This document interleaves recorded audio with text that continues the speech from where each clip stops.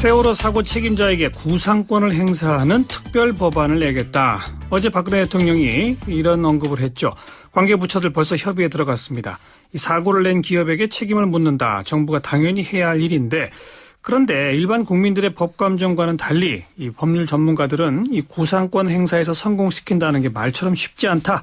이런 지적을 하고 있네요. 자, 파리 제2대학교 법학과 박사 출신이십니다. 강남대 세무학과 안창남 교수의 도움 말씀 듣습니다. 안 교수님 안녕하세요. 네, 안녕하세요. 지금 인명피해에 대한 보상, 또 화물 피해, 그다음에 인양에 따르는 비용 뭐 이런 거 합치면 수습 비용이 5,500억 원 플러스 알파로 예상된답니다. 네. 그러니까 구상권을 한다는 거는 정부가 그 모든 비용을 먼저 치르고 나중에 기업에게서 이 금액을 환수한다 그런 거죠? 예. 사실 원래는 청해진 해운이 먼저 다 지불해야죠. 예. 그러나 지금 현재 청해진 해운 자체가 거의 그냥 파산 상태이므로 그렇죠.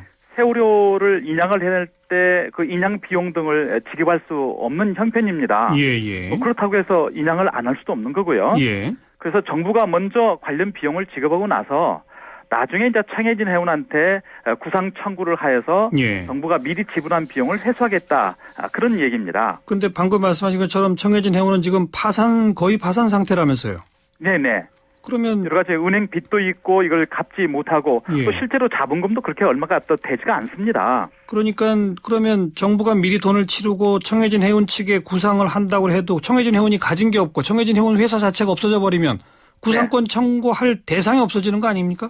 그렇죠. 그 구상권 청구할 대상이 없어지니까 예. 이제 국민들이 이제 의아해가고 이럴 수가 있느냐. 예. 그래서 그러면은 청해진 해운의 실소유주인 유병헌 일가가 그것을 좀 내야 되지 않겠느냐. 예. 법률적으로 안 된다면 특별법까지라도 만들어도 해야 되지 않겠느냐 하는 것이 일반적인 시각인 것 같습니다. 그럼 특별법 이야기하기 전에 지금 네. 기존 법으로는 말이죠. 네. 청해진 해운의 현재 최대 주주가 천해지라는 회사고 네. 그 천해지의 또 최대 주주는 아이원 홀딩스고 이 네. 아이원 홀딩스의 최대 주주는 유 전 회장의 자식들이거든요. 네, 그렇습니다. 그럼 이걸 가지고 유 전 회장 자식들 재산까지는 어쨌든 그 법률적으로 구상이 가능한 겁니까? 그렇지 않습니까? 그래서 이제 어렵다고 하는 것입니다. 그것도 어려워요? 물론 작업 자체가 어렵다는 것입니다. 예. 단계를 뛰어넘어야 되는 것이죠. 예. 예를 들면 청해진 해운의 현재 어찌됐거나 실제 주주가 있습니다. 예. 그런데 청해진 해운의 주주 천해지가 예. 이게 또 천해지의 주주 아이원 홀딩스가 이것은 가짜이고 예. 실제로는 이게 유병헌 일가가 가지고 있다. 예. 이것을 검찰에서 입증을 해야 됩니다. 예. 입증을 해도 이제 또다시 넘어가야 될 문제가 또 하나가 있습니다. 뭐죠? 어떤 게 있는군요.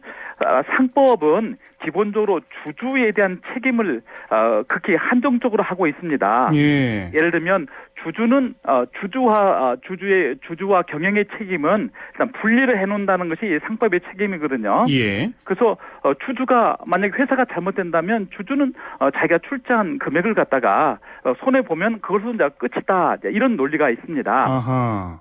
네, 그게 두 가지를 뛰어넘어야 됩니다. 예. 근데 만일 최근에 언뜻 신문에서 제가 잠깐 봤는데 예. 청해진 해운으로부터 유병헌 일가가 급여를 받았다 이런 뉴스가 잠깐 있었습니다. 그건 지금 거의 확인된 사실입니다. 예. 네.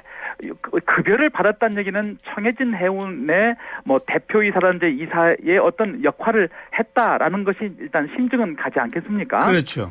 그러면은 청해진 해운의 현재 경영진보다 유병헌 일가가 실제 경영을 했다. 이게 입증만 된다면 예. 오히려 훨씬 더 아까 지금 구상권 행사라든지 또 유병헌 일가가 가지고 있는 재산에 대해서 이렇게 정부가 청구하는 것도 가능합니다. 지금 청해진 해운에서 압수수색한 자료들에 보면 청해진 해운의 그 직원들 명부가 쭉 있는데 제일 첫 번째 칸에 회장 유병헌 이렇게 쓰여 있는 서류를 압수했거든요. 네네. 그 옆에 4번까지 부여가 되어 있는데 4번이 청해진 해운 설립한 연도에 1번 사원으로 유병헌 회장이 되어 있단 말이에요. 네네. 이렇다면 거의 직접적으로 또 그 급여를 받은 게 또 드러나고 있고. 예. 자, 그러면 제가 궁금한 거는 그랬을 때 실질적인 그 회사의 어떤 경영에 관여했다는 게 이걸로 입증이 되면 만약에 이번에 들어가는 모든 비용을 유병헌 개인 재산에 대해서도 구상할 수 있느냐 이겁니다.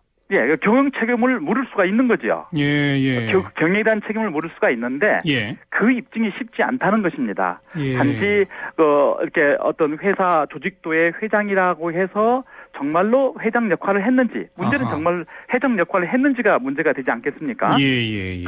아마 검찰에서 뭐 잘 하리라고 믿지만 예. 아마 이게 소송에 들어가면 그와 같은 점들이 쟁점이 되고 예. 나중에 입증 책임의 문제로 귀속이 될 가능성이 매우 높습니다. 이 경영 책임을 물을 수 만약 있다면 개인 재산 전부를 압류할 수도 있는 거예요?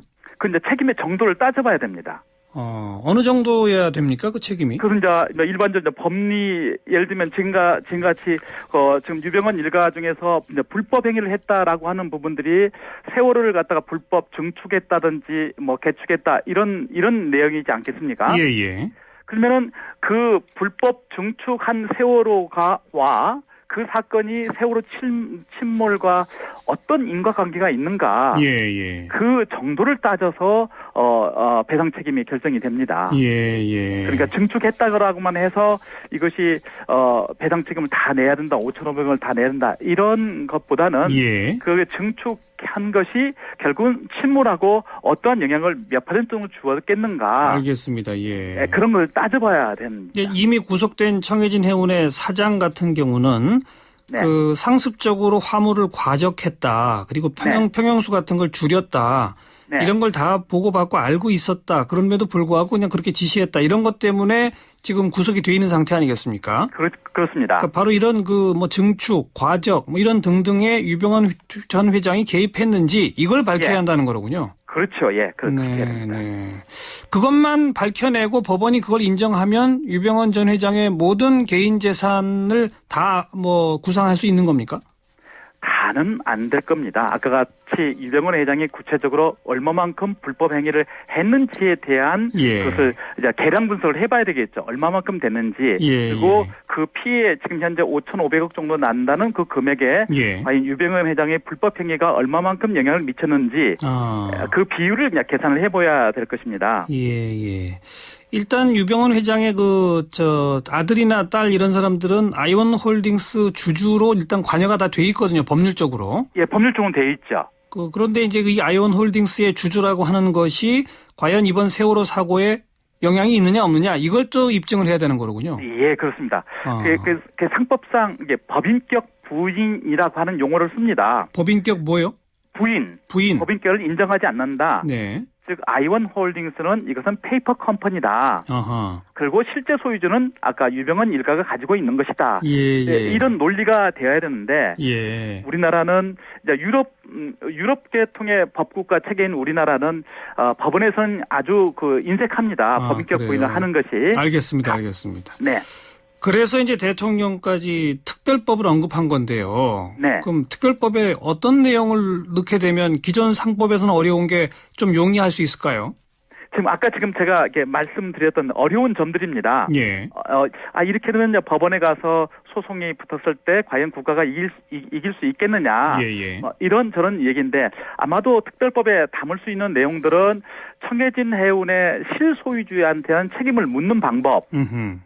현재 상법에서는 묻지 못하도 기본적으로 되어 있는데 예. 그것을 묻는 방법. 예. 그다음에 그렇게 물을 수 있을 때 얼마만큼 정부가 구상권을 행사하고 손해배상이 돼야 되는지에 대한 얘기가 아마 담길 거로 생각합니다. 이건 특별법이니까 청해진 네. 해운 요 사건, 세월호 사건 하나에만 적용되는 그런 법률도 가능한 겁니까? 이게 이제 예, 참 국민의 심정 같아서는 그렇게 할 수 있겠지만 그렇게 되다 보면 차별해서 처벌하는 일반적인 그 법에서 금지하고 있는 게 있습니다. 그렇죠. 청해준 해운에게만 처벌한다는 것은 어쩌면 어떤 차별 하에서 처벌한다는 그 법 기본 원칙에 맞지 않는 거거든요.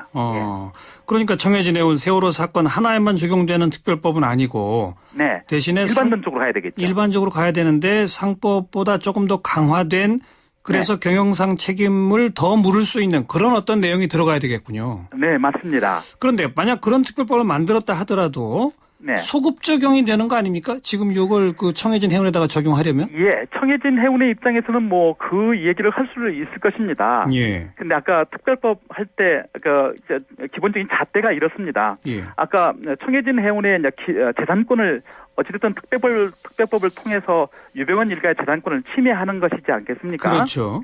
그때 이제 헌법재판소에서 늘 그 잣대가 유연이다 아니다라고 보는 잣대 중에 하나가 예. 공익 이렇게 제한을 함으로써 얻는 공익하고 침해되는 사익을 가만히 비교 형량을 해봅니다. 예. 그래서 그때 공익이 더 커야 됩니다. 공익이 크면 서급 적용해도 되는 거다?